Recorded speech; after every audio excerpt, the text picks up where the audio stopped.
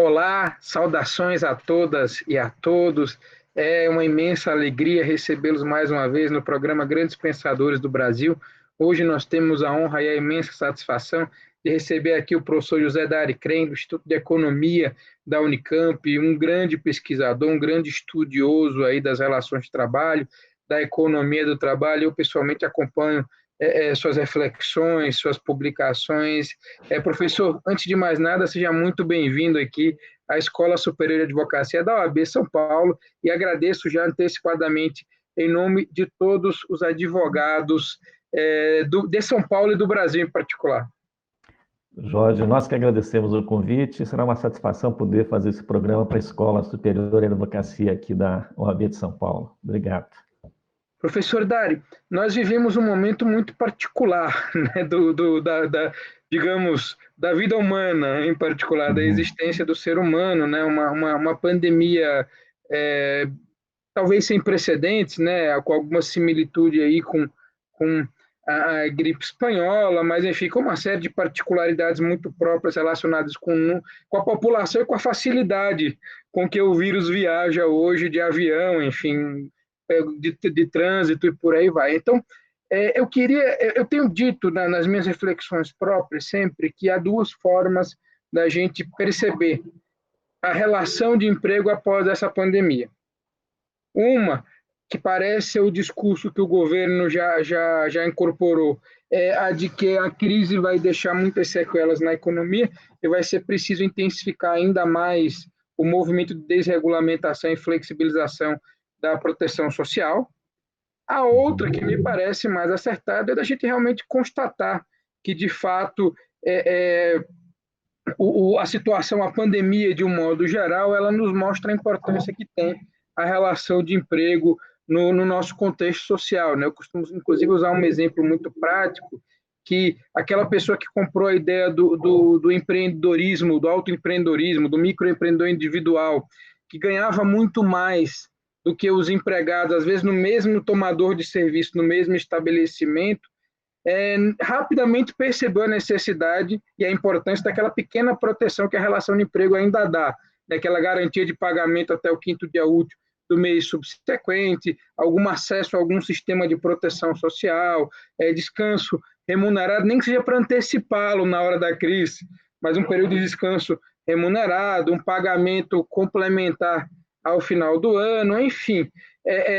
Eu costumo até dar um exemplo que me é muito caro, porque acontece com pessoas que eu gosto muito, que são próximas a minha esposa, de algumas pessoas que são prestadores de serviço no clube em que nós frequentamos. Assim, como prestadores de serviço, eles ganham muito mais do que os empregados do clube, que em geral ganham 1, 2 salários mínimos, não mais que isso.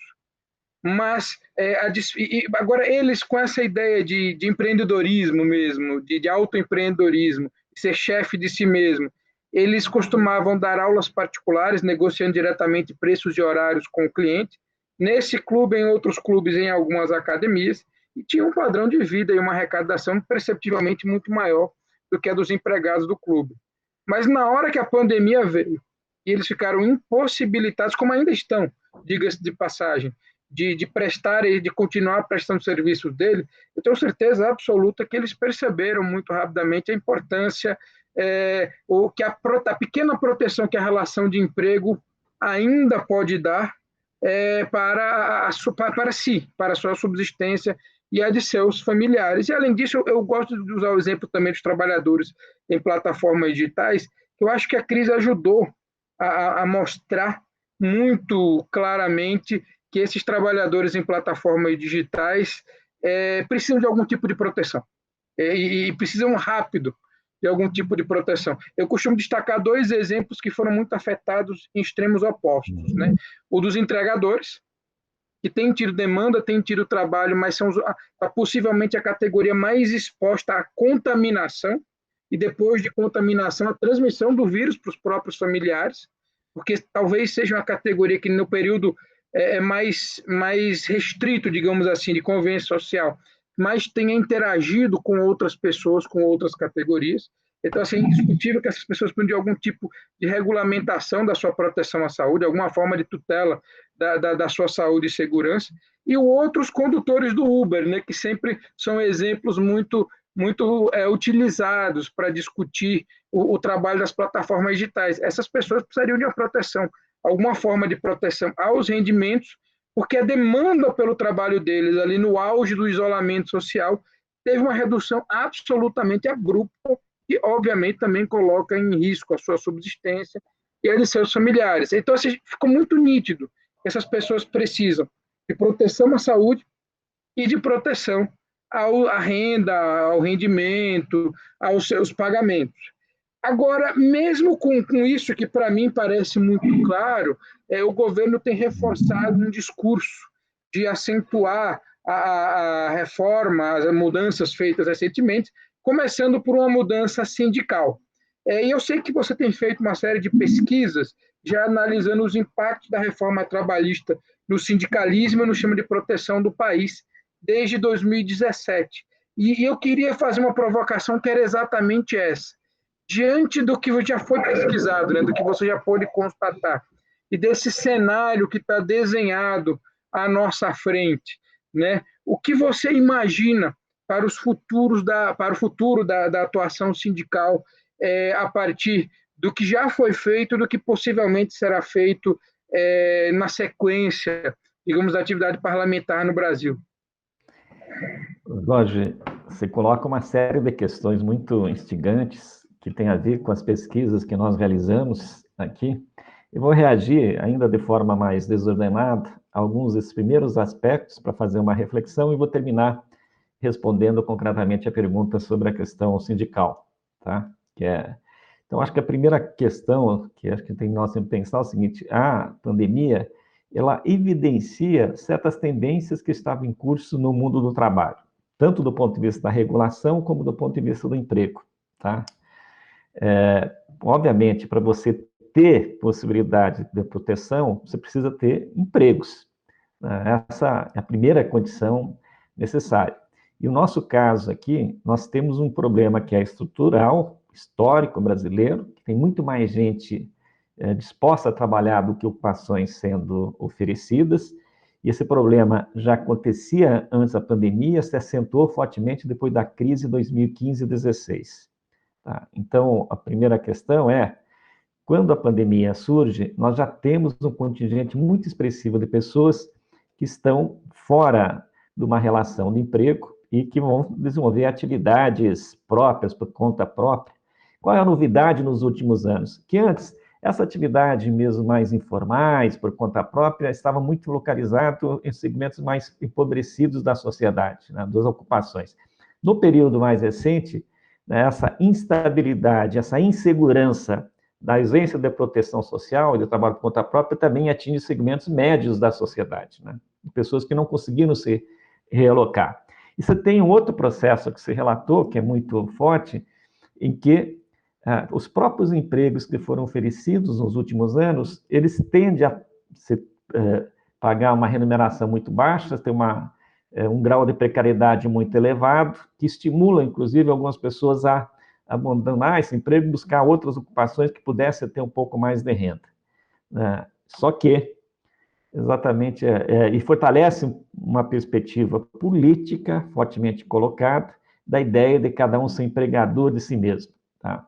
Então, aqui tem uma questão que é um pouco mais de fundo, que eu acho que para discutir a questão sindical, isso que é muito importante, é o seguinte, que é uma questão mais de fundo e é uma questão contraditória ao mesmo tempo. Por um lado, né, a humanidade avançou nas formas de produção de riqueza, né? A produtividade do trabalho, com a introdução de novas tecnologias, a possibilidade de prestação de serviços diversos, ou seja, se ampliou uma série de capacidade de produção de bens e serviços para o conjunto das pessoas, mas, ao mesmo tempo, você ampliou a precarização do mundo do trabalho, né? Combinado isso. Ou seja, os ganhos de produtividade, a introdução das novas tecnologias não estiveram a serviço da melhoria do mercado de trabalho para o conjunto das pessoas. Elas se localizaram em segmentos muito pequenos da população. O que tem, que um autor americano chama um processo crescente de polarização no mercado de trabalho, entre algumas boas ocupações, ocupado por pouca gente, e uma grande quantidade de pessoas trabalhando ocupações bastante precárias. Tá? E aqui as nossas pesquisas também mostram aqui é que, no primeiro momento, quando surgem essas ocupações novas, por conta própria, se valoriza muito a ideia da iniciativa, da liberdade, da autonomia, como, por exemplo, os trabalhos TI, tecnologia da informação. Mas, com o passar do tempo, em certos segmentos, a concorrência entre esses trabalhadores vai aumentando, que mais profissionais vão se oferecendo, e tende a progressivamente desvalorizar o trabalho dessas pessoas. E as pesquisas mostram o seguinte: no primeiro momento eles aceitam muito bem esse discurso de empregabilidade, mas com o tempo percebem, como exemplo que citou aqui agora na pandemia, que elas estão numa situação absolutamente insegura. E aí a demanda é por carteira de trabalho assinado para ter acesso aos direitos da proteção social. Tá? Aos direitos da proteção social. Que é o caso que está citando novamente. Mas se produziu, do ponto de vista político, ideológico, uma visão que se tornou tão hegemônica, a ideia de que os problemas não estão mais na forma como se organiza a produção de bens, na forma como se organiza a economia, como se presta os serviços. Os problemas estão nos indivíduos. Então, se ele não consegue se alocar direito no mercado de trabalho, porque ele é incompetente, porque não é esforçado, porque tomou as decisões equivocadas. Tá? Ou seja, porque ele não soube se tornar empreendedor e nem soube se tornar empreendedor.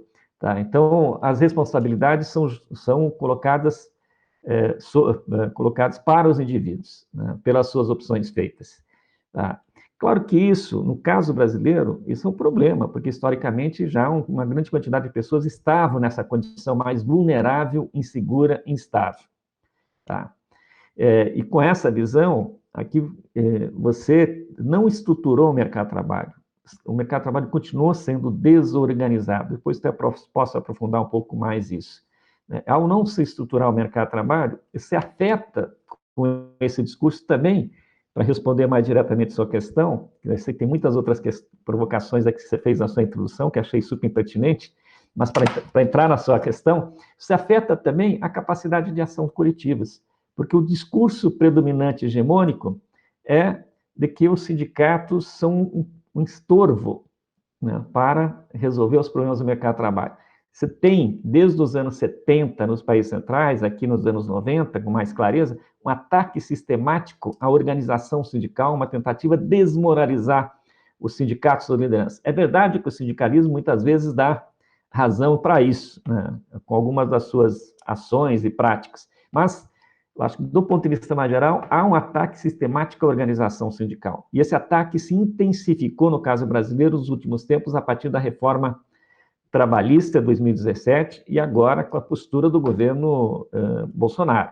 Né? Só para a gente lembrar, a reforma trabalhista introduziu a ideia de que o negociado prevalecesse sobre o legislado, num discurso de que isso poderia fortalecer os sindicatos por meio do fortalecimento da negociação coletiva. Né? Agora, na pandemia, se adota, e com referendo, inclusive, eu acho lastimável, do Supremo, de que a negociação pode ser feita individualmente por uma parte importante dos trabalhadores, né? Diretamente com a empresa, e a gente sabe que a relação é muito desigual. Então, acho que o primeiro quadro para entender a questão sindical esse processo de desestruturação do mercado de trabalho e esse discurso político-ideológico contra a organização sindical. Por que isso é problemático? Porque na história do século XX mostrou, se a gente quiser ter uma sociedade minimamente civilizada, você tem que ter contraposição de atores sociais constituídos. Né? E a história do século XX mostrou que só foi possível você ter uma sociedade minimamente civilizada quando se introduziu mecanismos de colocar limites a um mercado autorregulado, né? Ou seja, reconhecer instituições que possam fazer o contraponto na dinâmica da lógica econômica do capital, né? E também o Estado exercendo alguns mecanismos de proteção dos indivíduos para não deixar eles numa condição tão vulnerável aos ciclos econômicos, né? É claro que quando você está tudo bem, é fácil, todo mundo até consegue se virar, quando tem emprego, quando tem a economia está funcionando plenamente, mas no momento de crise que essas questões se evidenciam com mais facilidade. Então, do ponto de vista do movimento sindical, a primeira coisa é isso. Então, a segunda questão, que também você teve uma reorganização muito acentuada da reconfiguração de quem são os trabalhadores. As categorias mais clássicas, que eram bases da organização coletiva dos sindicatos durante boa parte do século XX, elas perderam participação em termos relativos na composição da classe trabalhadora. Por exemplo, qual o peso dos metalúrgicos hoje? Tem 2 vezes mais metalúrgico do que tem empregada doméstica no Brasil, para mostrar assim, um peso relativo. O peso dos bancários, o peso dessas categorias mais estruturadas, numericamente falando, hoje é muito menor. Tá? Então, você tem essa reconfiguração, uma sociedade mais de serviço, mais pulverizada, segmentada, um crescimento do trabalho por conta própria, um crescimento da informalidade. Obviamente, isso mina a ação sindical.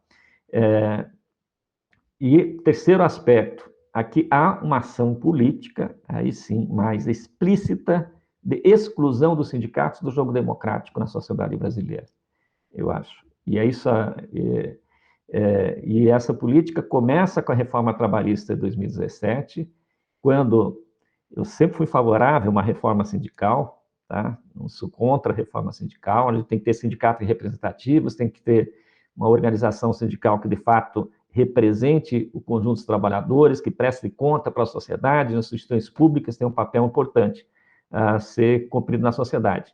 Mas a reforma já trabalhista de 2017, nitidamente, a forma como foi tirada as 2 fontes de financiamento, pela reforma e pela decisão do Supremo, dos sindicatos, foi uma forma de tentar estrangular os sindicatos, que depois, inclusive, se agravou no começo de 2019, em que se praticamente tentou se inviabilizar qualquer forma de arrecadação do sindicato, ao exigir que eles pedissem um boleto bancário para o seu associado para depositar o recurso naquela medida provisória que depois acabou caducando, né? É mais uma ofensiva, e agora, mesmo na medida aqui agora na pandemia, também mostra claramente aqui uma exclusão do sindicato nas negociações coletivas com a tese, aqui pela medida provisória 936, depois agora não lembro a lei, em que permitiu que as negociações fossem realizadas diretamente com o sindicato. Assim como todo esse processo de crise aqui da pandemia, não se chamou as organizações sindicais em nenhum momento para conversar.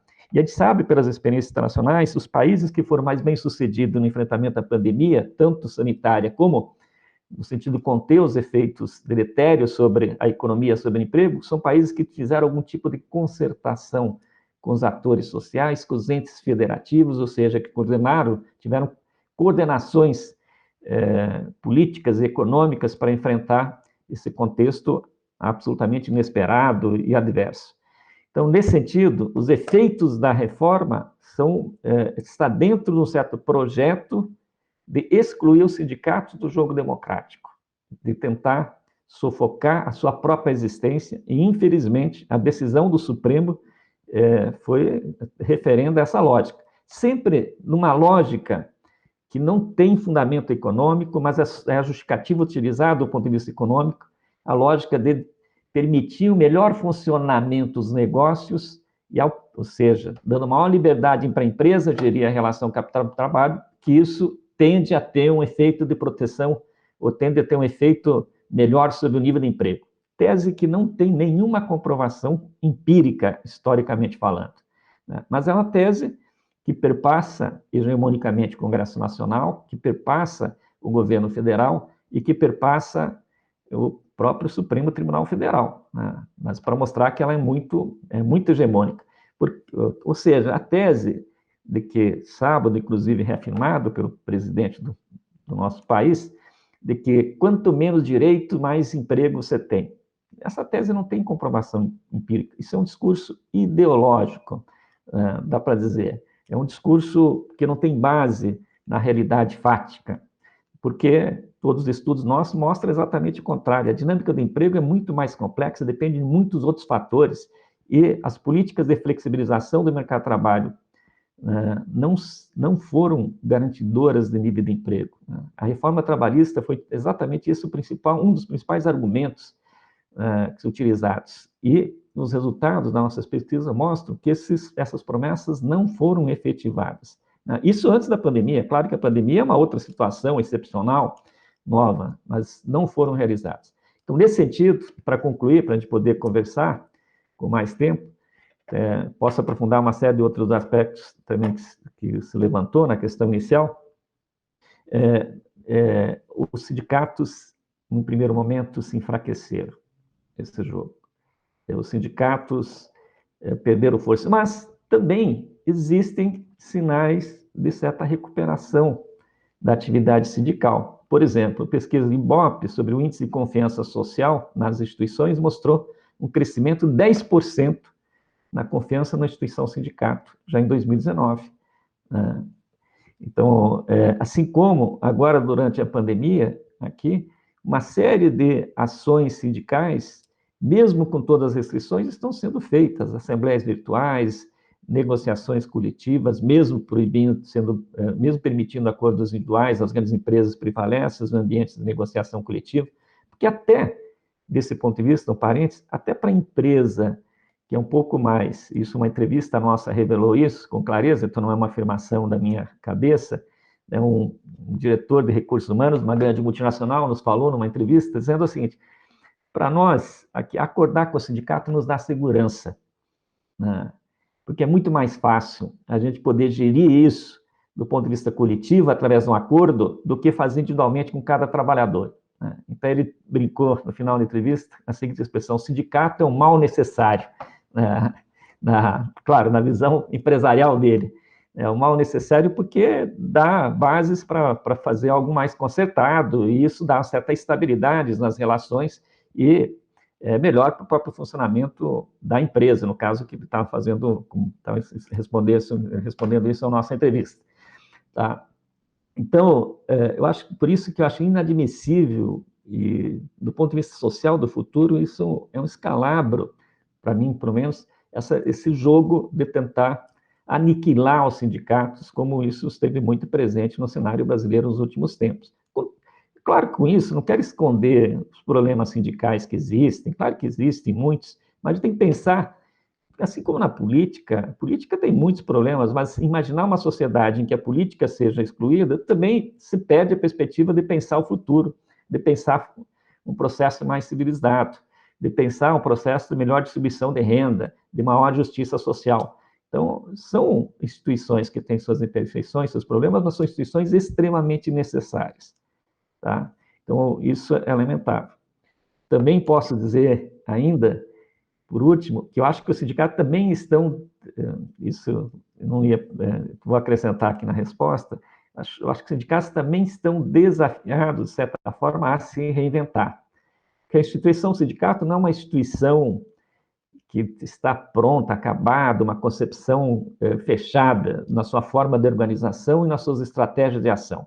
Isso vai variando no tempo, no espaço. Eu costumo dizer que no final do século XIX, por exemplo, prevalecia um tipo de organização sindical que no século XX deixou de existir, né? Antes da segunda Revolução Industrial. Prevaleciam os sindicatos por ofício. Depois, no século XX, vão prevalecer os sindicatos por setor econômico.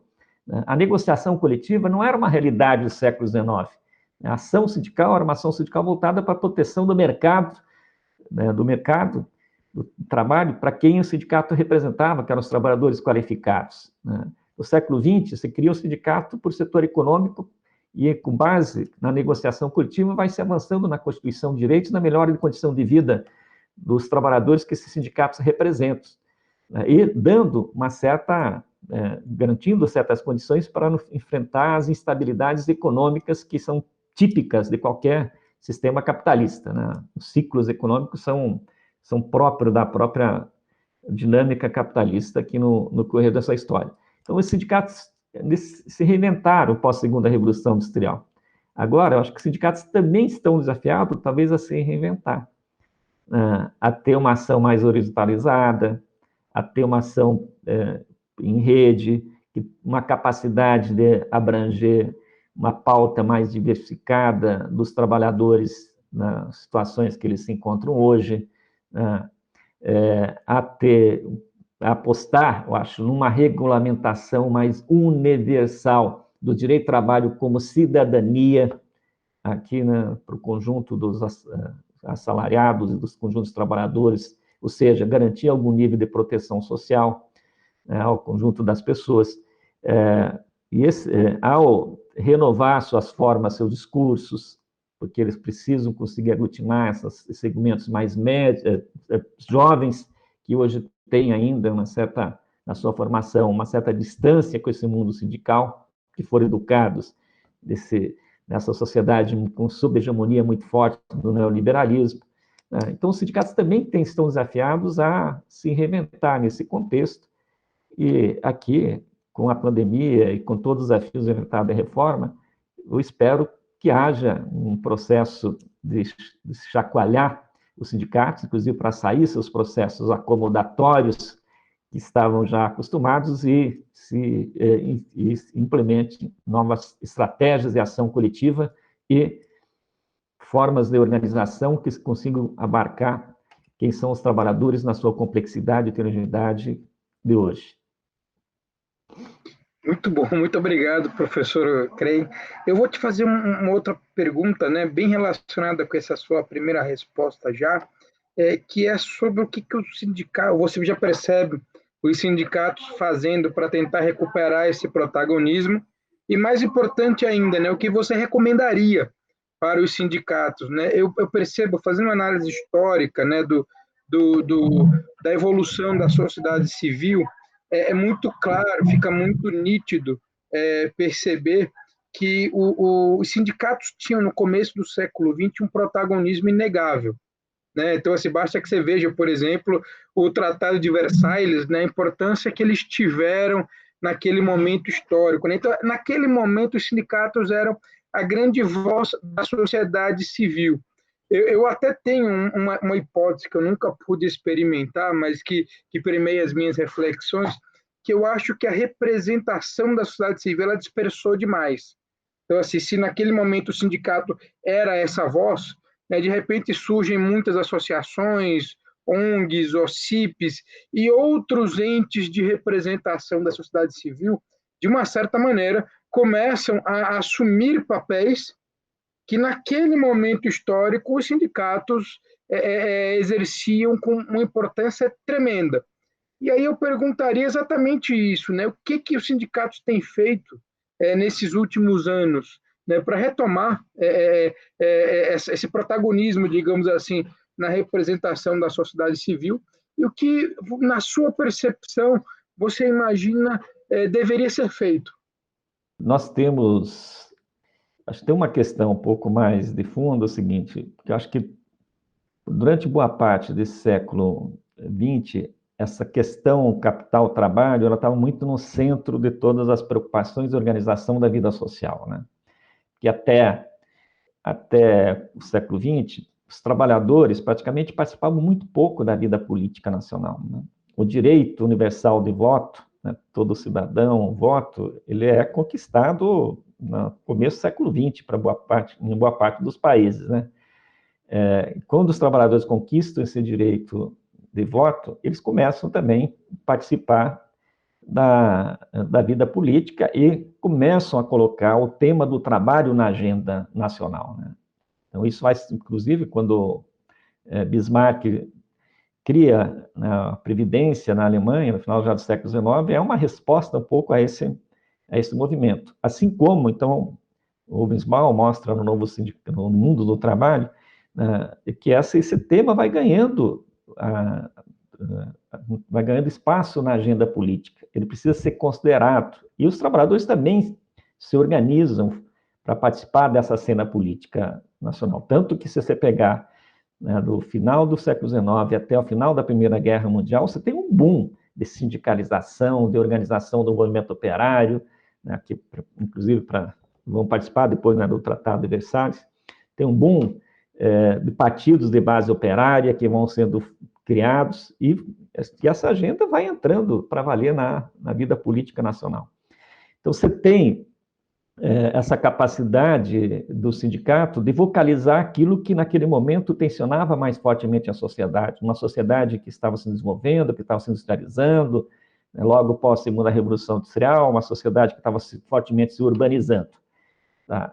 E a partir disso, foi crescendo essa participação do sindicato, se consolidou mesmo um Estado mais de direitos, de garantias, de proteção social no pós-guerra, né? Num ambiente também político muito particular da história da humanidade, tá? No ambiente político muito particular da história da humanidade. Ou seja, a experiência da guerra, a experiência das crises econômicas, a experiência de existência de uma alternativa de organização social não capitalista, por mais crítica que a gente possa ser a essa experiência, elas colocaram para as sociedades mesmo ocidentais, por essas pressões, colocaram na agenda essas questões. E por isso os sindicatos, inclusive, começaram a ser admitidos como instituições regulares no funcionamento da sociedade, porque isso não era algo tão trivial. Durante, por exemplo, todo o século XIX, o sindicato não era uma instituição reconhecida socialmente. E nesse processo, inclusive depois da guerra, se faz um certo acordo que a gente chama de Bretton Woods, que dá uma certa liberdade para os estados nacionais estabelecer o seu projeto de organização da atividade econômica e de bens e serviços, dá essa relativa autonomia para esses estados nacionais. Tá? E dentro desse processo de relativa autonomia vem também toda uma forma de organização da vida social, em que não só se desenvolve a economia fortemente nesse período regulado, como também se criam as condições para você ocupar a maioria da população. Como é que se cria as condições? Não é pela ampliação do mercado de consumo, que aconteceu efetivamente, porque os trabalhadores começaram a ser incorporados naquele padrão consumo da segunda revolução industrial progressivamente durante o século XX. Tá? Mas não é por aí que se incorpora a partir de uma decisão política das sociedades de criar políticas sociais. Então, universalizar o direito à educação, universalizar o atendimento da saúde, criar um sistema de organização da vida urbana com todos os seus serviços, transporte, habitação, lazer, tá? Ou seja, foi isso que garantiu para boa parte dos países relativo pleno emprego, né? Não foi pela dinâmica nem do comércio, nem da indústria propriamente. A indústria progressivamente foi perdendo quadros, gente empregada pelo próprio avanço tecnológico proporcionado. Mas dentro desse contexto, dessa relativa liberdade, se construiu o que o Hyman chama um processo de desmercantilização progressiva da força de trabalho.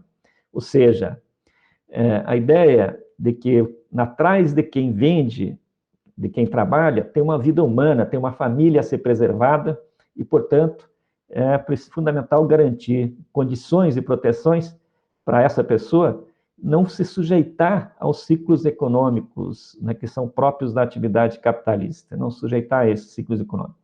Então, isso vai fazer com que você avance fortemente os direitos nas proteções sociais, né? Mas isso, de certa forma, criou uma certa situação nova de pleno emprego, mas isso passou, inclusive, a ser relativamente questionado a partir dos anos 60, e questionado porque ela criou uma sociedade, de certa forma, organizada, mas, do ponto de vista da realização humana, muitas outras questões ainda estavam para serem resolvidas e não tinham sido enfrentadas. Então, começa a emergir, a partir dos anos 60, outros movimentos sociais, outras demandas do ponto de vista social. As manifestações de 68 são uma expressão um pouco disso, da afirmação da liberdade, do indivíduo poder organizar melhor a sua vida, de poder pensar seus destinos, e começam também a surgir outros movimentos que são muito importantes para questões que foram relegadas a segundo plano por esse movimento dos trabalhadores, como a questão das mulheres, né?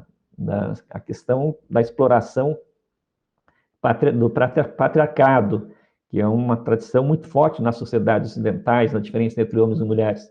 Foram aparecendo também movimentos ecologistas, mostrando certos limites nessa forma de destruição, né, do meio ambiente, que é preciso considerar essas dimensões. Foram aparecendo as questões identitárias, os direitos civis, começa nos Estados Unidos, mas muitos outros países, como um elemento importante a ser considerado, além da estruturação desse mercado de trabalho com proteções de direitos sociais. Tá? Então, acho que e claro que isso vai colocando novas bandeiras, novos movimentos, novas questões que vão sendo formadas e vão aparecendo e vão concorrendo como os chamados, vão concorrendo com o próprio sindicato ou atuando de forma complementar os sindicatos, até alguns autores vão chamando isso dos chamados novos movimentos sociais, que vão ocupar o lugar dos sindicatos na vocalização de quais são os problemas sociais existentes na sociedade. Tá? Então, acho que tem o surgimento disso. Mas no período mais recente, tem o surgimento de um outro movimento, que é muito próprio dessa visão mais neoliberal, que se fala dos ONGs e das UCIPs. Aqui, claro que não estou querendo fazer uma classificação nem das ONGs, nem das UCIPs, mas porque elas vamos chamar, tem muita diferença entre elas, tem muitas perspectivas muito distintas entre elas, não dá para botar elas numa mesma perspectiva. Tem muitas coisas a serem diferenciadas. Mas o que quero destacar, vai aparecendo crescentemente a ideia de que a ideia da solução de certos problemas para um terceiro setor, ou seja, pela organização da sociedade civil, dando uma desresponsabilização do Estado, né, pelos problemas sociais existentes na sociedade. Né? E aí se estimulam formas de organizações aqui via empresas, via outras formas de organização, cooperação, mas desse jogo, especialmente esse último, os sindicatos estão um pouco alijados disso. Ao mesmo tempo que surgem esses movimentos, como eu vinha falando anteriormente, há um ataque forte ao sindicalismo. Tá? Para não ficar muito genericamente, o que eu acho que o movimento foi respondendo progressivamente, incorporando essas demandas desses outros movimentos sociais. Tá? Foi incorporando. Então, a agenda de gênero, a agenda de raça, a agenda ambiental, essas agendas, ambiental mais, aparece de forma mais controversa, né? Porque alguns setores a agenda ambiental, ela entra em choque claramente com as reivindicações, muitas vezes, trabalhistas do emprego, de certos segmentos. Então, tem ali tem uma coisa mais controversa.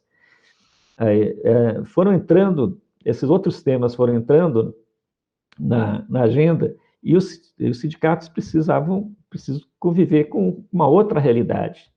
Tá? Então, e incorporar esse tema na sua agenda. Mas eles também precisam reconhecer que eles não são só os únicos protagonistas na construção dessa agenda, dessas novas temáticas. Então, qual é a questão, o desafio hoje? Como pensar o trabalhador sempre numa perspectiva integral, e que ele não é só assalariado, mas ele é cidadão, ele pode estar numa relação de opressão, né, do ponto de vista da raça, do ponto de vista do sexo, né, então isso é fundamental, o movimento até trouxe dentro de si, mas é fundamental o movimento entender que ele precisa estabelecer mais parcerias com esse tipo de organização social, né, se abrir ainda mais para esse tipo de demanda que tem certa força na vida social, mas ao mesmo tempo também tem a capacidade que acho que esse é o grande desafio, de articular essas questões mais específicas com uma luta mais geral de organização da vida social. Então, por isso, falo, o protagonismo do movimento sindical no passado veio pela sua força, pela sua capacidade de ação, com muitas diferenças nacionais, mas dentro de um certo contexto político-econômico, né, da forma de organização de produção de bens e serviços criado, e que esse contexto se alterou substantivamente no período recente. Tá? Então, ou seja, a capacidade de juntar todos esses movimentos numa perspectiva de tentar formular um projeto de organização da vida social mais articulado, em que essas questões estejam integradas. Né? Eu acho que esse é o grande desafio. Ou seja, o movimento se abrir para essas novas situações, incorporar essas novas agendas no seu interior, mas não assumindo só que ele tem o protagonismo, mas que ele é uma das instituições que tem uma contribuição, e a contribuição fundamental serve se articular com esse conjunto desses movimentos. Professor, eu perguntaria qual o papel da Convenção 87 nesse processo de transformação, né? Ela tem sido defendida muito fortemente no mundo todo e no Brasil em particular como talvez o melhor caminho a seguir na organização sindical, para, digamos, modernizar a organização sindical.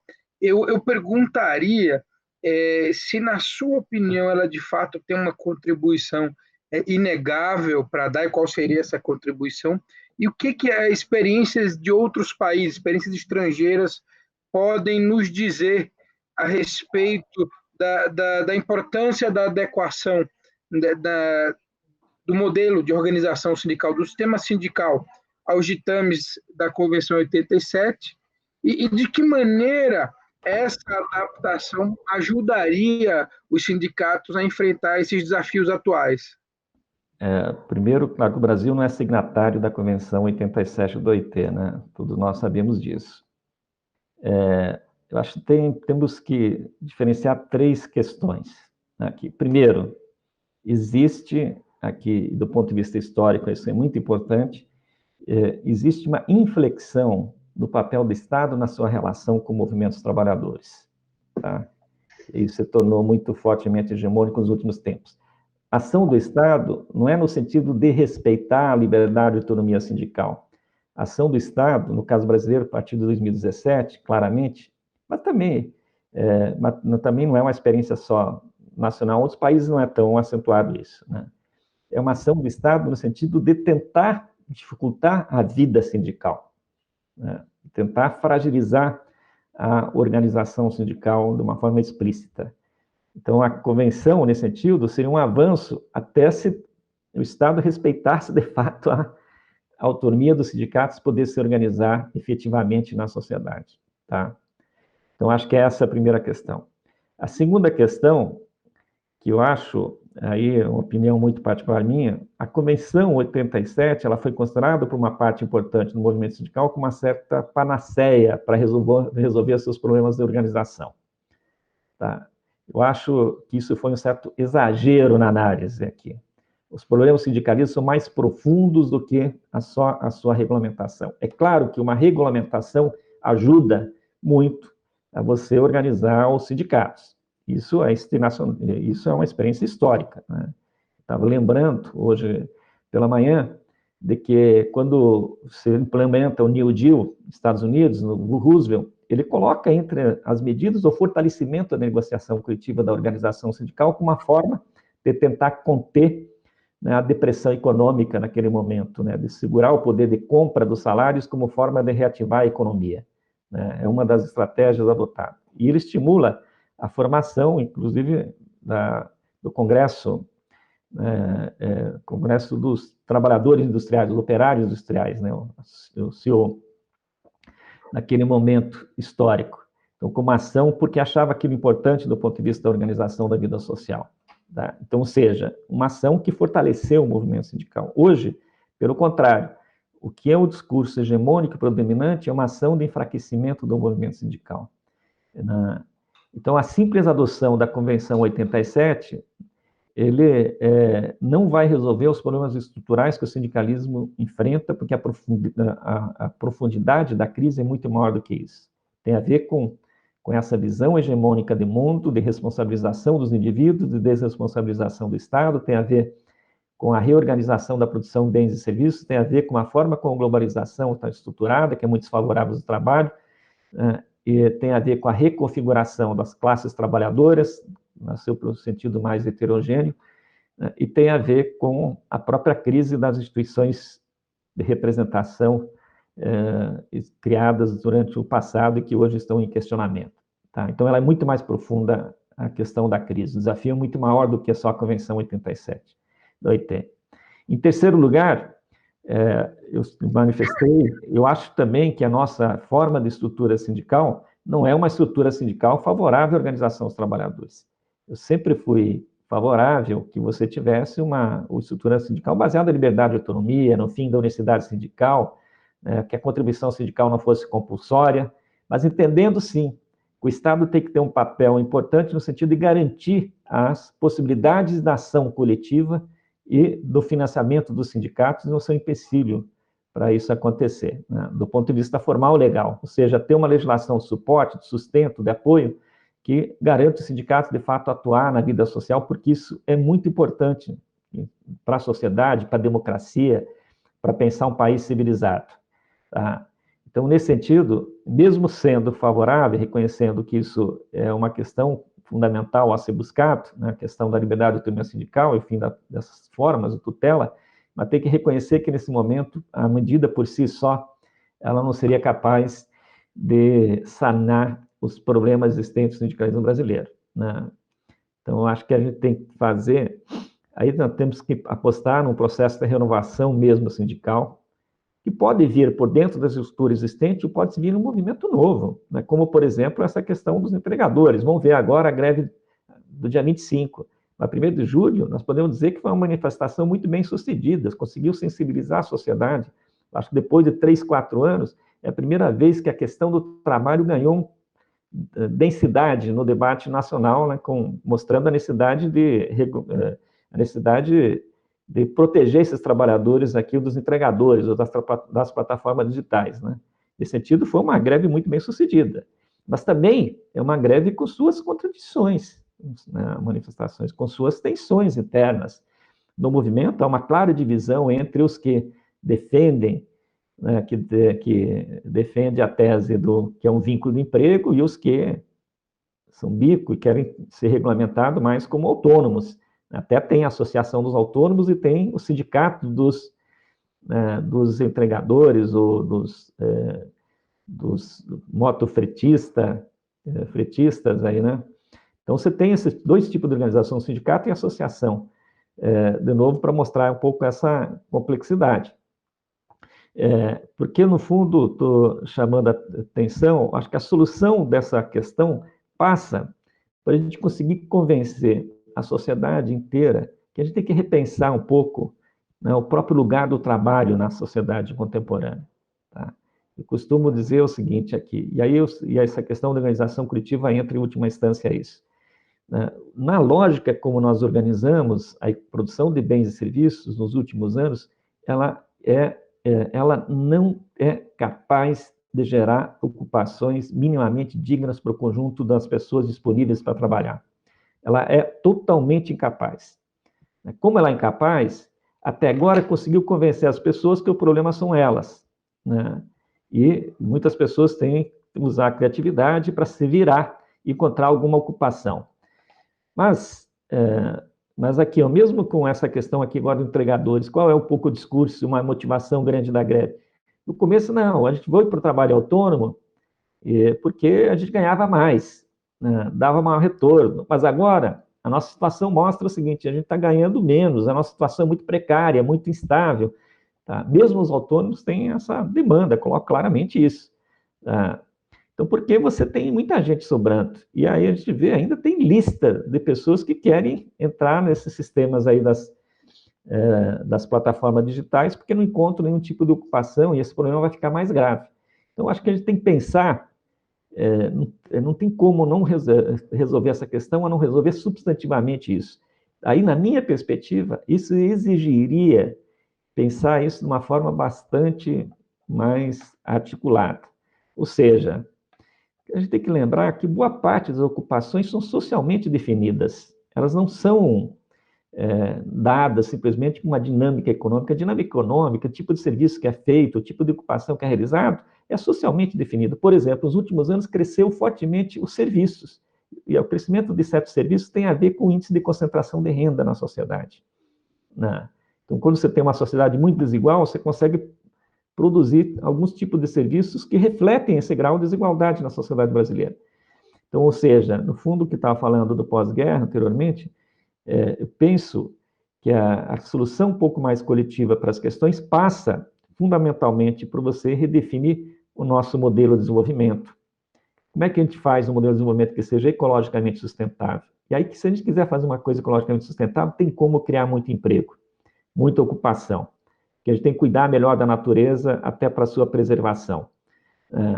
Pensar o tipo de serviço, agora a pandemia mostra muitas atividades essenciais com muito poucos profissionais insuficientes, né? A crise auge da pandemia mostrou a ausência de profissionais aqui, profissionais suficientes na área de saúde. Uma parte importante dos profissionais da saúde ganha muito pouco. Né? Nossos estudos mostram, aqui mesmo no setor da saúde, você tem uma diferença de rendimento muito acentuada, mas o enfermeiro médio, os profissionais, mesmo o enfermeiro médio e os profissionais auxiliares, aí do nível médio, ganham menos do que a média da remuneração, né, dos ocupados brasileiros. Estão abaixo dessa linha, em média, no Brasil. Ou seja, ganham muito pouco, R$ 1.600 ganham, em média, né, os profissionais aqui de atendimento geral na saúde. tá? Temos que cuidar, mais do que nunca, eu acho que é a pandemia que mostra a importância de valorizar a educação, valorizar a pesquisa, que aí são investimentos para longo prazo, com resultados não tão certos.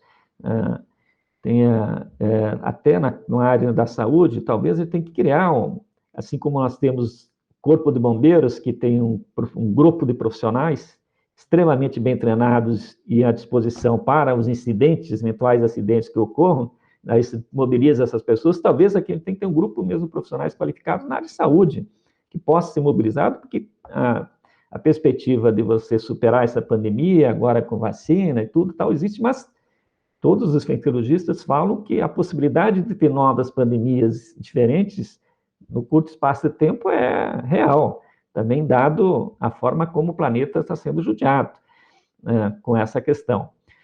Assim como eu vou falar aqui uma questão que está totalmente fora da agenda do movimento sindical, até porque acho que sozinho o movimento sindical não tem isso como condição colocar, como também acho, e aí isso vai ser estranho, aqui acho é preciso mudar essa lógica hoje tão forte da responsabilização dos indivíduos e entrar uma lógica de pensar essas questões mais coletivamente, inclusive redistribuindo os trabalhos, diminuindo a jornada de trabalho, para as pessoas viverem, inclusive, a outras dimensões. A pandemia mostra o sentido da vida também, porque é possível você organizar com uma jornada menor. O que tem acontecido, nossos estudos mostram hoje? Uma polarização crescente da jornada. Algumas pessoas que até com melhores ocupações trabalhando muito, mais do que normalmente, para poder manter esse posto mais qualificado, ou como também tem algumas pessoas trabalhando muito porque estão em atividades com renda muito baixa e precisam estender a jornada para ver se conseguem ganhar o suficiente. E outra parte das pessoas trabalhando muito pouco, porque não tem ocupação, ou porque estão em atividades eventuais, né, chamados bicos, trabalhando menos do que gostaria. Então, tanto que, se nós somarmos os desempregados com essas atividades trabalhando menos do que gostariam, que trabalham mais, nós temos, no caso brasileiro, antes da pandemia, 28 milhões de pessoas. Depois da pandemia, agora os dados estão meio obscurecidos por causa do isolamento, desse período excepcional, e também por causa das ajudas emergenciais aqui no governo federal, mas depois a tendência é uma elevação muito forte desse desemprego. Então, acho que nesse sentido, a questão de resolver os problemas da vida social contemporânea, e tudo isso eu falei, passa por você rediscutir o trabalho. E quem é o ator fundamental para rediscutir o trabalho na sociedade? É o movimento sindical. Então, e aí é a necessidade de construir uma agenda mais ampla, exatamente para pensar essas questões mais estruturais. Não tem espaço na agenda política para isso hoje? Não tem. É verdade. Mas se você não começar a colocar, não começar a criar uma outra percepção das pessoas e como organizar, em geral, essa vida social, nós vamos continuar nessa mesma situação, né? Claro que a gente só vai conseguir mudar isso se tiver uma mudança na correlação de forças existente na sociedade, né? Então, por isso digo, no fundo, o desafio do movimento sindical é ser o portador de uma agenda em que impliquem profundas transformações sociais, mas que significa uma solução mais duradoura e estrutural da vida social e que combine aí sim esses elementos todos, aí, um projeto que seja capaz de ser includente, que elimine as explorações por sexo, por raça, todas as formas de discriminações no mercado de trabalho, que seja sustentável do ponto de vista ambiental, mas que seja também inclusivo do ponto de vista de fazer com que as pessoas possam trabalhar, ganhar sua renda, mas possam também viver a vida em todas as suas dimensões. Eu acho que é isso, e essa agenda que só se resolve resolvendo a questão do trabalho. E para resolver a questão do trabalho, é importante ter sindicatos. Ok, professor, muito obrigado. Temos tempo ainda para uma última pergunta. Eu sei que é uma pergunta talvez complexa, não sei se a resposta seria muito curta. Mas se ainda tivermos tempo para uma última pergunta, eu pediria para fazer um balanço do movimento, né, que ficou conhecido como Contra-Reforma aqui no Brasil e da participação do sindicato dentro desse movimento, né? Lógico, os sindicatos não foram os únicos envolvidos nesse movimento, nessa ideia de contra-reforma. Muitos agentes políticos, muitos magistrados, procuradores, enfim, adotaram, encamparam, digamos assim, essa bandeira. Mas hoje, passado algum tempo, que balanço você faz desse movimento? Você faz referência, não sei se eu entendi toda a sua questão, né? Desse movimento mais recente da Contra-Reforma, você está falando? Contra-reforma trabalhista foi o nome que foi dado Sim, sim. a uma série de discussões e debates feitos pós-reforma de 2017, tanto Tá. com alguma tecnicidade jurídica, né, discutindo as Sim, inconstitucionalidades, sim. vícios no processo legislativo, enfim, discutindo não aplicação, né, da legislação num primeiro momento, e aí volta uma reação muito forte, né, dos opositores, resgatando aquela ideia de fim da justiça do trabalho que parecia um pouco adormecida, e coisas do gênero, fim da justiça do trabalho, fim do Ministério Público, aí vem a imprensa, alguns projetos de emenda constitucional, projetos de lei que mudariam essas estruturas, cortes orçamentários, enfim. Que balanço você faria desse movimento? Foi, de certa forma, um movimento de resistência, né? Tá, A, a desconstrução, digamos assim, daqueles pilares da CLT. tá, tá, tudo bem. Eu só vou dizer porque também nós usamos o conceito, muitas vezes, da contra-reforma, para dizer o seguinte: o que, na verdade, foi feito em 2017 não foi uma reforma trabalhista, mas uma contra-reforma de retirada de direitos. Entendi. Até isso explícito, faço isso de uma forma explícita no artigo que eu escrevi para o Tempo Social da USP. Tá? Mas também sei desse movimento, conheço, sim, essa lógica. O que eu acho a primeira coisa que eu queria considerar é o seguinte aí, até eu costumo dizer o seguinte: a reforma trabalhista, ela vai sendo feita em ondas, aqui e nas experiências internacionais também. Por que eu falo que é a reforma trabalhista? Nos últimos anos, você foi avançando numa mesma agenda, uma agenda com o mesmo sentido, do ponto de vista do conteúdo das reformas, buscando avançar nessa agenda sempre pelos caminhos de menor resistência, ou seja, dando passos no sentido de caminhar na direção. Qual é a perspectiva das reformas feitas para depois discutir a questão das contra-reformas, porque isso está muito na nossa agenda e é uma questão central agora, pelo menos pelas falas do ministro da Economia durante os últimos dias. Tá? Então, vou chegar a isso, para depois entrar nesse movimento de resistência da contra-reforma que se faz referência. Tá? Então, por que eu costumo dizer?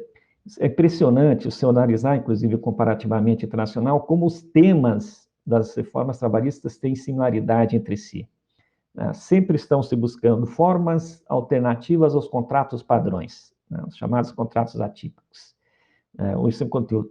Formas de flexibilização ou despadronização da jornada de trabalho, permitindo que ela seja ajustada conforme a realidade econômica de cada segmento, setor, empresa, ou até núcleo dentro da empresa. Terceiro, reformas que vão caminhar sempre na perspectiva de tornar a remuneração mais variável e o pagamento seja como não salário, em função dos encargos que estão vinculados ao processo de assalariamento. Nitidamente, então, e além disso, a remuneração variável significa que você vai pagar de acordo com o resultado da produção, com as metas atingidas, né? O Guedes agora radicalizou absolutamente isso, eu acho isso totalmente inconstitucional, de falar, vamos criar um sistema que o pagamento seja por hora trabalhada. Essa semana ele vocalizou aqui, ainda não apresentou uma medida, mas defendeu essa posição no debate público, né? Então, ou seja, sempre de vincular o destino da hora à realidade econômica da empresa. Isso terceiro. O quarto aspecto, que é muito comum de todas essas reformas, inclusive para elas, é um processo de descentralização progressiva na definição dessas regras. Tirar do marco legal, jogar da convenção geral, jogar para o interior da empresa ou jogar até para a relação individualizada. Né? O quinto aspecto muito comum de todas essas reformas é a fragilização do papel das instituições públicas na área de trabalho e dos sindicatos, né? Dos sindicatos, particularmente, como eu já vinha falando.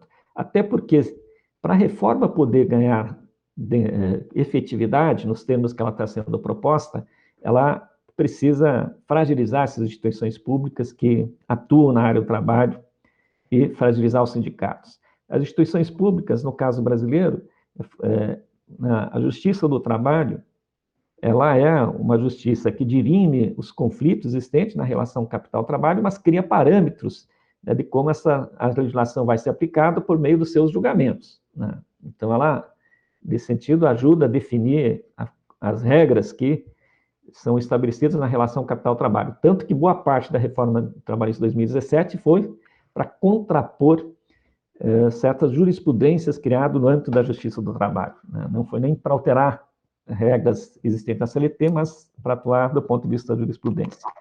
Então, é fundamental, por que é fundamental? E a última questão comum é aumentar a desproteção dos trabalhadores, deixando ele numa condição mais vulnerável, para poder se colocar como concorrente no mercado de trabalho, nesse sentido de afirmação daquele discurso do empreendedorismo e da empregabilidade, da responsabilidade individualizada.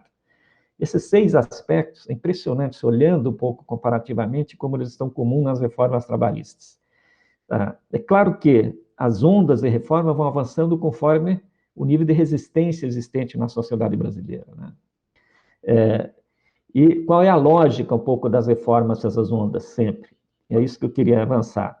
A lógica é sempre de desresponsabilizar a empresa, diminuir a proteção social e estimular a liberdade da empresa fazer os negócios de acordo com aquilo que é mais, organizar o trabalho de acordo com o que é mais conveniente para os seus negócios.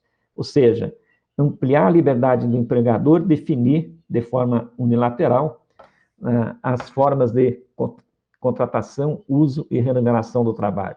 Então, isso vai sendo feito progressivamente. Nos anos 90 foi feito isso, nos anos 2000 teve movimentos contraditórios nessa direção, não vou explorar agora por questão de tempo.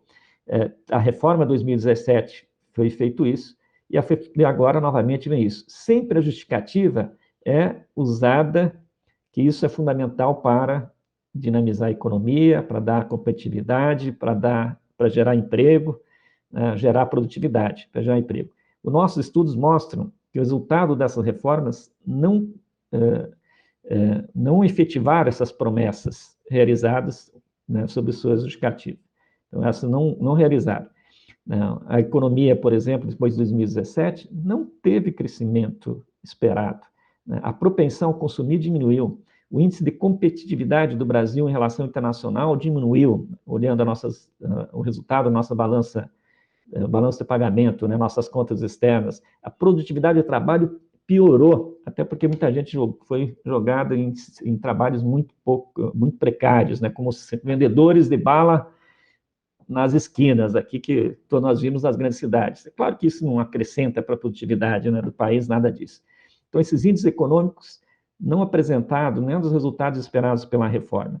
Tá? Mas, quando vem uma nova crise, a justificativa novamente é, para criar emprego precisamos fazer uma nova onda, uma nova rodada de reforma, como o Guedes está dizendo nesse momento. Sempre nessa mesma perspectiva.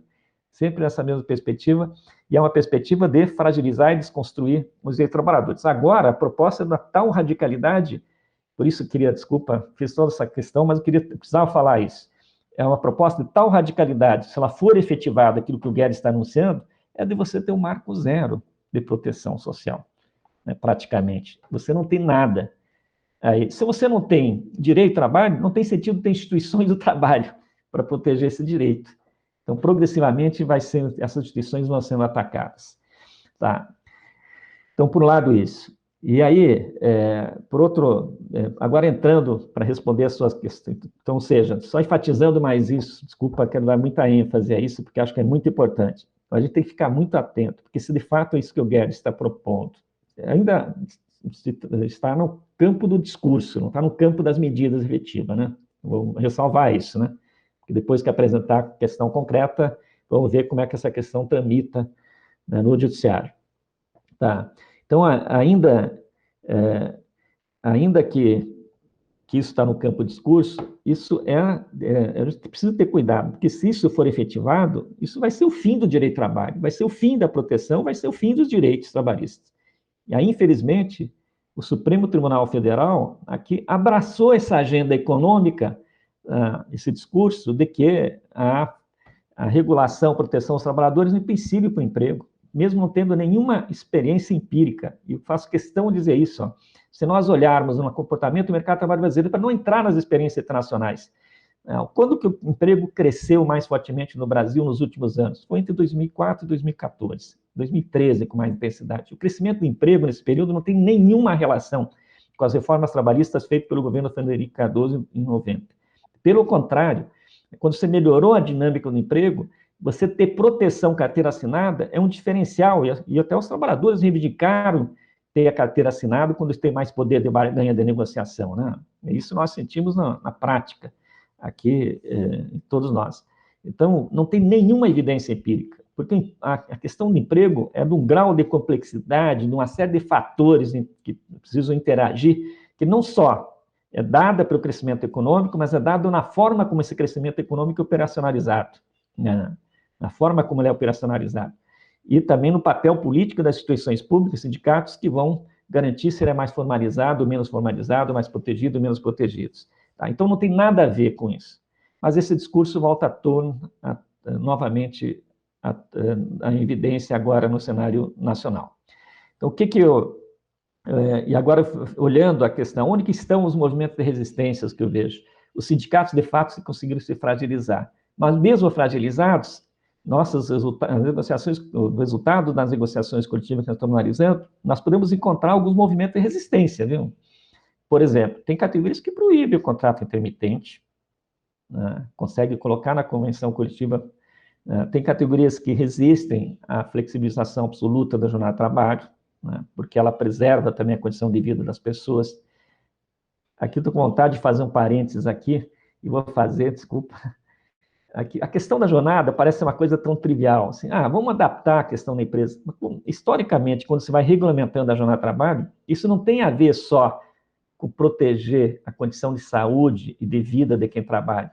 Ela faz parte de toda uma organização da vida social, né? Então, a jornada inglesa, de segunda a sexta, isso implica na organização do sistema de saúde, do sistema de educação, no sistema do comércio, no sistema de transporte, na ideia de que é preciso ter um espaço de sociabilidade, em que as pessoas possam se encontrar em família, os amigos, que isso é fundamental para uma vida saudável. Então, é uma coisa muito mais ampla do que só a condição de trabalho.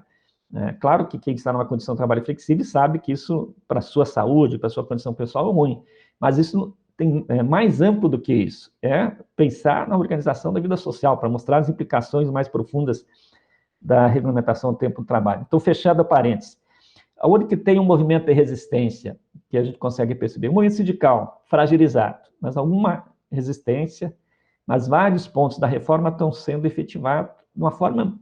muitos pontos não estão sendo efetivados porque as reformas não condizem com a realidade. Por exemplo, aí é o segundo ponto, então tem a ver com a realidade. Se introduziu os contratos intermitentes, a tempo parcial, os contratos atípicos, como sendo os impulsionadores da geração de emprego.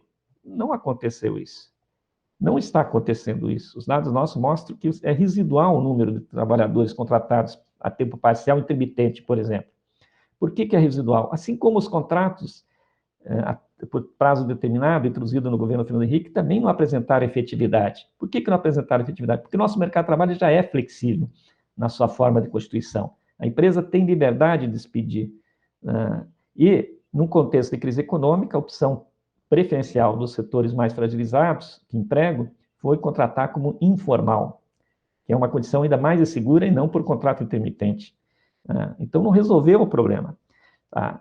Em terceiro lugar, do ponto de vista da resistência, primeiro, o movimento sindical, o segundo, a realidade fática. Em terceiro, nessa realidade fática, um exemplo concreto, uma rede de alimentação, fast food, ofereceu o contrato final de semana, 10 horas, 5 horas no sábado, 5 horas no domingo, aqui das 10 às 15, pagando R$ 4,45. Quanto o trabalhador ia ganhar trabalhando todos os finais de semana no mês? R$ 200 bruto. Aí, descontando as suas despesas para ir para o trabalho e mais os descontos, qual era o rendimento que ia ficar? Né? Era uma coisa muito absurda do ponto de vista, inclusive, humano. E claro que, se tiver uma condição muito degradada, as pessoas vão aceitar, mas se não tiver uma condição muito degradada, isso até vai ter resistências individuais nessa realidade fática. Terceiro lugar, eu acho que as instituições públicas aqui têm uma função muito importante. E aí eu queria destacar fortemente o papel do Ministério Público do Trabalho. Eu acho que por outras circunstâncias de investigação, ainda o Ministério Público foi pouco atingido ainda, né? Mas a medida provisória 905, obviamente, já afetava fortemente o papel do Ministério Público, mas ela acabou sendo revogada um dia antes do seu vencimento, tá? Então, o Ministério Público cumpre um papel muito importante de resistência. Por quê? Porque a reforma alterou vários aspectos legais, aí os senhores, o pessoal vocês da OAB sabe mais do que eu, Jorge, com certeza, aqui alterou uma série de aspectos, mas não revogou a CLT, e nem outros dispositivos constitucionais. Então, tem um debate, por exemplo, relação de emprego, né? O que determina a condição de relação de emprego? Tem a possibilidade da contratação do autônomo exclusivo, mas se as características da relação de emprego estiver presente, e elas estão ainda presentes no marco legal, você pode enquadrar isso como uma relação de emprego, né? E reconhecer o vínculo de emprego desse trabalhador. Então, tem uma série de contradições, e aí nessas contradições, muita gente da área do judiciário está explorando essas contradições no sentido de preservar um pouco as características daquilo que é o marco constitucional nosso, né, que é o que está na nossa Constituição. Então, nesse sentido, primeiro, queria destacar muito isso. Nessa questão dos empregadores, por exemplo, o papel do Ministério Público está sendo muito fundamental, em chamar a atenção da precariedade desse trabalho aqui. Então, é uma instituição de defesa mesmo dos direitos difusos dos trabalhadores na sociedade, com uma ação muito efetiva. É claro que o Ministério Público ele é muito individualizado no procurador, tem uma ação mais coordenada, nacional, por exemplo, na Coordenadoria de Combate das Fraudes, mas tem também, cada procurador tem uma certa autonomia na execução desse processo.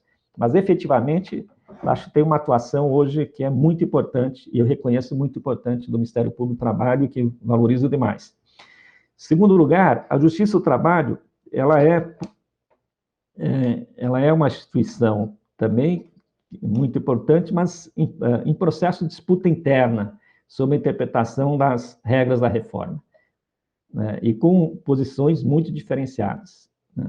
Você vai ter, por exemplo, nessa questão de entregadores, tem várias que reconhecem, e tribunais, né, que reconhecem o vínculo de emprego, outros que não reconhecem o vínculo de emprego, outros reconhecem a validade do contrato intermitente, outros colocam uma série de senões para isso, regulamentação. Então, no campo ainda da Justiça do Trabalho, há um processo de disputa sobre como esse direito vai sendo interpretado, né, da reforma, tá? Num contexto muito desfavorável.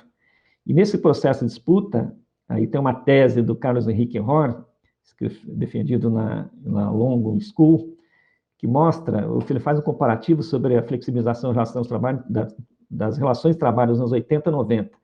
E uma das questões que ele chama a atenção, indiretamente no texto, que me chamou a atenção, é que a Justiça do Trabalho também tende a se comportar majoritariamente, hegemonicamente, com aquilo que é hegemônico em cada momento histórico. Então, ele pega nos anos 80, as decisões judiciais tendem a ser muito mais favoráveis aos trabalhadores, né, de proteção. Você pega nos anos 90, já não é assim. Ele analisa, por exemplo, precedentes normativos. Não é assim já. Já existe muito mais controvérsia, existem muitas medidas de flexibilização, ajustando um pouco aquele contexto, tá? Então, a Justiça do Trabalho, como todas as instituições públicas, elas são influenciadas pela correlação de força existente na vida real, né? E aí, seus posicionamentos tendem a refletir um pouco esses tensionamentos existentes na vida real. Mas na Justiça do Trabalho, até por um trabalho histórico feito internamente, ainda existem um corpo muito importante de magistrados, magistradas, defensoras do direito do trabalho, até pela sua razão de ser, né, defensoras do direito do trabalho. E aqui estabelece o movimento de resistência, de contraponto. Então, isso acho que é extremamente importante para certos processos não terem avançados, e é fundamental a preservação dessas instituições. A terceira grande instituição é o sistema de fiscalização, que também é muito importante, né? E esse, infelizmente, nas suas condições de trabalho foram bastante deteriorizadas, estão mais precarizadas nos últimos anos, as possibilidades de ação estão muito mais restritas, o número de auditores fiscais caiu fortemente, diferentemente do Ministério Público de Trabalho, que o número de servidores cresceu depois de 2000 fortemente, né? Magistrados e servidores, e procuradores de trabalho, servidores do Ministério Público, e está, inclusive, foi para o interior do país, teve uma dimensão um pouco mais nacionalizada. No caso, o sistema de fiscalização, não. Está bastante fragilizado, e também é uma instituição muito importante no sentido da preservação de direitos. Então, essas instituições são de resistência. E o último aspecto nessa questão, eu já falei anteriormente disso, mas volto a enfatizar, eu acho que é o papel do Supremo aqui, aí sim, desse ponto de vista do direito do trabalho, da proteção sociais, é um papel que joga, nesse momento, na minha leitura, eu não sou jurista, mas joga um desserviço no sentido da proteção social. A corrente majoritária no Supremo assumiu essas teses econômicas, discurso econômico, de facilitar os negócios para resolver o problema do emprego. Hoje está explicitamente numa matéria sobre o Fux, do que vai ser ele na presidência, né, do Supremo, como ficou muito claro na discussão sobre a alteração do marco legal da terceirização, como ficou muito claro na discussão sobre a contribuição sindical, como ficou muito claro agora nessa tese que eu acho que é totalmente inconstitucional, né, nessa tese falando constitucional, mas não é o meu campo de conhecimento, vou fazer essa ressalva, mas essa tese de possibilitar as negociações individualizadas, né, por fora dos sindicatos, aqui, né?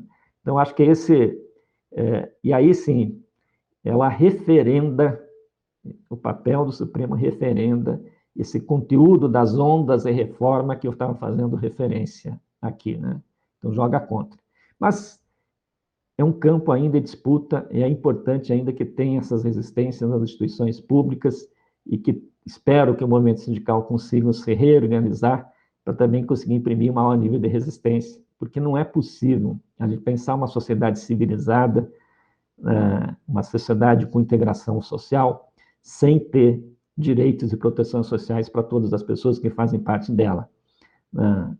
Como o Celso Furtado, que é o nosso economista, o maior economista brasileiro de todos os tempos, aqui agora, completando 100 anos, chamava atenção, não basta só se desenvolver economicamente, é preciso incluir a população nos resultados desse desenvolvimento, né? Incluir na sua totalidade, e não somente uma parte dela, né? Conferir o resultado disso. Então, homenagem ao Celso Furtado, aqui queria lembrar um pouco essa questão, e isso passa por ter direitos e proteções sociais, nesse momento, a gente se contrapor, principalmente a isso que o Guedes está anunciando, desse marco zero total, da ausência de proteção, e deixar que tudo seja definido pelo mercado, ou como diz o presidente atual do país, de que aquilo que ele imagina imagina do campo de relações de trabalho é uma regulação muito próxima da informalidade. Ou seja, aí nem existe a discussão de informalidade e informalidade, uma regulação muito próxima do mercado autorregulado. E no mercado autorregulado, a relação do poder é muito desigual entre trabalhador e empregador, e nessa relação desigual, você vai produzindo um mundo em que pode até favorecer os negócios, mas não contribui para a construção da nação, que eu acho que é isso que está em jogo, a construção da nação. Professor, muito obrigado. Sua fala foi tão rica aí que daria para destacar muitos pontos, mas dois em particular eu acho que merecem uma especial atenção, né? Esse sucateamento pelo que passa o Ministério do Trabalho e Emprego, ele é absolutamente assustador.